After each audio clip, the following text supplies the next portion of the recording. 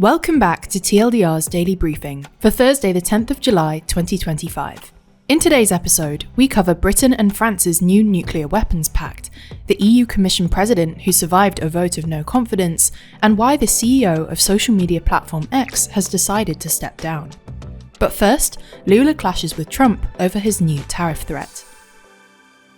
US President Donald Trump has threatened to impose a 50% tariff on goods from Brazil, while demanding that Brazil end the prosecution of far-right former President Jair Bolsonaro, who is currently on trial for allegedly plotting a coup to stay in office after losing the 2022 election. In a letter addressed to Brazil's leftist president Luiz Inácio Lula da Silva, Trump described the Bolsonaro trial as a witch hunt and an international disgrace, and accused the Brazilian government of, quote, insidious attacks on free elections and the fundamental free speech rights of Americans, including the censorship of US social media platforms. In his letter, Trump also falsely claimed that the US had an unsustainable trade deficit with Brazil that needed closing. The US's own data shows that the US has a goods trade surplus with Brazil, which totaled $7.4 billion in 2024. Trump's letter and demand for an end to Bolsonaro's trial marks a major intervention in Brazil's domestic politics and judicial process. It is not the first time that Trump has made such a demand of a country on behalf of an ally. He recently called on Israel to cancel the ongoing trial of Prime Minister Benjamin Netanyahu, which he also labelled a witch hunt.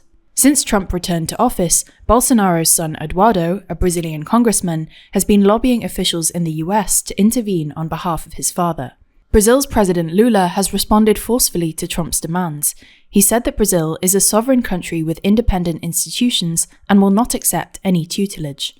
He also announced that any unilateral tariff increases would be met with reciprocal tariffs imposed on US goods. This is the first time in months that another country has threatened to match Trump's tariff threat, according to CNN. Lula ended his response by saying, sovereignty, respect, and the unwavering defense of the interests of the Brazilian people are the values that guide our relationship with the world. Lula is known for his outspokenness, so his pushback against Trump is not a surprise. Plus, he doesn't really have much choice since he has no control over Bolsonaro's trial at the Supreme Court. For months now, Brazil has largely flown under the radar, while Trump's tariff waves have upended global trade. Brazil has faced a 10% tariff rate, the baseline rate announced by Trump on so-called Liberation Day. So this new threat of a 50% tariff is a major increase. While Brazil is far less dependent on the US than it once was, the US is still Brazil's second largest export market following China. But politically speaking, a public fight with Trump could end up providing a much-needed boost for Lula, whose approval ratings have been sliding while he considers running for another term in 2026. You're listening to TLDR's Daily Briefing. If you want more explainers on what's happening in the world, then you should check out TLDR's other channels. Today, we released videos on Slovenia's NATO referendum, the potential for a UK wealth tax, and the latest episode of our World Leader Leaderboard podcast. You can find those videos linked in the description or show notes for this episode, or by searching for TLDR on YouTube or Nebula. The UK and France have agreed for the first time to deepen their defence cooperation under a landmark deal that enables their nuclear deterrence, while remaining independent, to be coordinated in response to major threats facing Europe. The agreement was announced during President Emmanuel Macron's state visit to London. Amid growing concerns over the threat from Russia, the deal paves the way for Europe's two nuclear powers to align efforts in nuclear research, missile development, joint exercises, and broader integration of military capabilities. It also includes plans to expand their jointly deployable military force to 50,000 troops. This new agreement marks a significant shift for Paris, which has traditionally maintained a strictly independent nuclear policy. It signals a softening of that stance and comes in response to mounting pressure, particularly from Germany, for France to take a more explicit leadership role in Europe's defence. The move also reflects wider anxieties that Donald Trump may significantly scale back the US's military presence in Europe. Ursula von der Leyen, the president of the European Commission, comfortably survived a no-confidence vote put forward by the hard right in the European Parliament.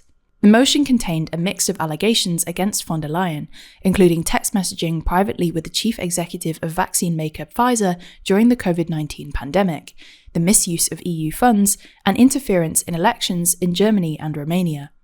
However, the motion was defeated in a 360 to 175 vote against it, with 18 lawmakers choosing to abstain during a plenary session at the European Parliament. And finally, Linda Yaccarino has resigned as CEO of X, formerly Twitter, after 2 years in the job. While Yaccarino, who was appointed by platform owner Elon Musk, did not give a reason for her departure, it comes at a turbulent time for X. Just a day before Yaccarino's announcement, the platform came under fire after its AI chatbot Grok was updated and began posting content with anti-Semitic rhetoric, outright praise for Adolf Hitler, descriptions of violent sexual acts, and more. Musk's XAI company has taken down the inappropriate posts, and Musk said Grok was too compliant to user prompts, adding that it was too eager to please and be manipulated, essentially. That is being addressed. The sudden change in Grok's behaviour came after an update announced by Musk last week, in which the chatbot was instructed to, quote, not shy away from making claims which are politically incorrect, as long as they are well substantiated, among other things. That's all for today. We'll be back with you tomorrow, so make sure you're subscribed wherever you listen. In the meantime, you can check out the latest episode of our podcast, The World Leader Leaderboard, where we discuss which heads of government are doing well and who's doing badly every week. You can find the link in the podcast description. This was a TLDR News production, hosted by Georgina Findlay, written by Rory Taylor and Nadja Lovadinov, and produced by Scarlett Watchorn. Thanks for listening, and we'll be back again tomorrow.